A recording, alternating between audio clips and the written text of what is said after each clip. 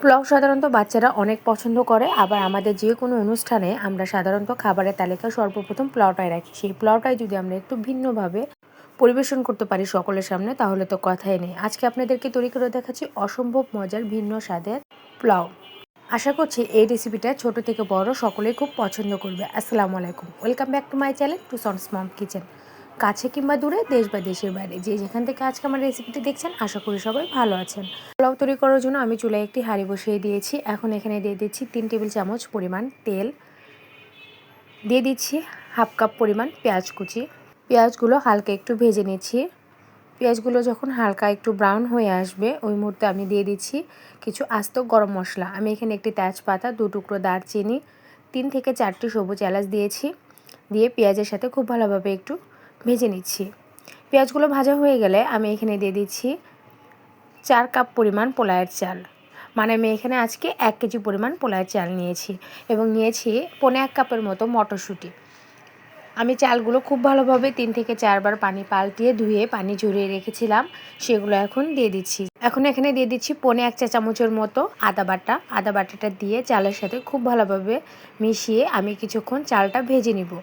প্রায় 3 থেকে 4 মিনিট আমি চালটা ভেজে নিয়েছি। এখন এখানে দিয়ে দিচ্ছি হাফ কাপের একটু বেশি হবে গাজর। গাজরগুলো আমি একদমই পাতলা এবং একটু লম্বা করে কুচি করে নিয়েছি। সেটা এখন চাউলের সাথে খুব ভালোভাবে মিশিয়ে আমি কিছুক্ষণ আবারও এটা ভেজে নিব।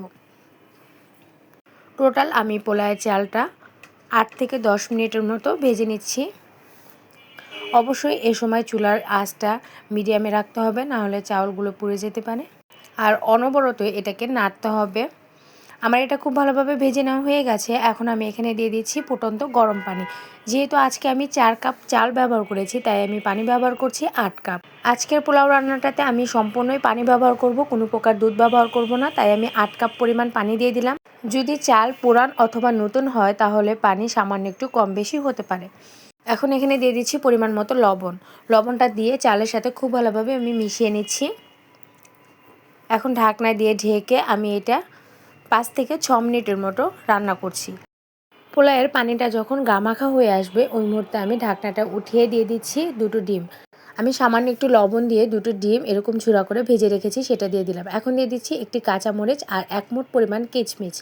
আমি আসলে কাঁচামরিচটা একদমই কম দিয়েছি, কারণ যেহেতু আমার বাচ্চা খাবে, আপনাদের একটু ঝাল অনুপাতে দিতে পারেন। এখানে 3 থেকে 4টি কাঁচামরিচ পর্যন্ত ব্যবহার করতে পারেন, আমি আজকে একটাই দিয়েছি।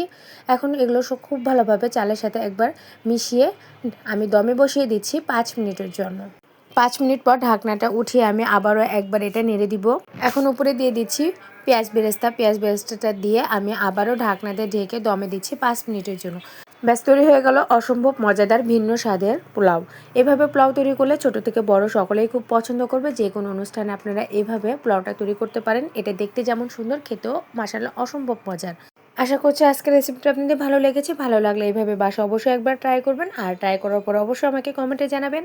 আমার রেসিপিটি ভালো লাগলে লাইক, কমেন্ট এবং শেয়ার করবেন, আর আমার চ্যানেলটাকে সাবস্ক্রাইব করবেন। আপনাদের একটা লাইক, কমেন্ট এবং শেয়ার আমাকে অনেক বেশি উৎসাহিত করে। আর যারা ফেসবুক পেজ থেকে দেখছেন, তাদের কাছে অনুরোধ আমার পেজটাকে একটু ফলো দিয়ে রাখবেন, আর রেসিপি ভালো লাগলে লাইক, কমেন্ট এবং শেয়ার করবেন। আবারও চলে আসবো ইনশাল্লাহ মজার কোনো রেসিপি নিয়ে। আজকের মতো এখানে বিদায় নিচ্ছি। আল্লাহ হাফেজ।